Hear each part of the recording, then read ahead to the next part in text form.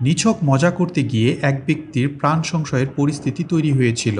শ্রীলঙ্কায় জাফনার পেন্ড্রো পয়েন্টে চলছিল ঘুড়ি উড়ানোর প্রতিযোগিতা। তাই বন্ধুরা মিলে একটা বড় ঘুড়ি বানিয়েছিলেন সেই প্রতিযোগিতায় অংশগ্রহণ করার জন্য। তারপর সেটি ঠিকঠাক কাজ করছে কিনা তা দেখার জন্য 6 বন্ধু মিলে নিয়ে যান ফাঁকা মাঠে। সকলে মিলে ঘুড়ির সুতো ছাড়তে শুরু করেন বাতাসের বেগের সঙ্গে। ঘুড়িও একটু একটু করে উঠতে শুরু করেছিল, কিন্তু হঠাৎই দমকা হাওয়ার জেরে ঘুড়িটি দ্রুত উপরের দিকে উঠতে শুরু করে। আর তখনই তাদের সেই আনন্দের মুহূর্ত আতঙ্কে পরিণত হয়। বাকিরা সুতো ছেড়ে দিলেও এক ব্যক্তি সেটি ধরেছিলেন, ফলে তাকে নিয়েই উঠতে শুরু করে ঘুড়িটি। একটা সময় সে সুতো ধরে উঠতে উঠতে 30 ফুটের মতো উচ্চতায় পৌঁছে যান ওই ব্যক্তি।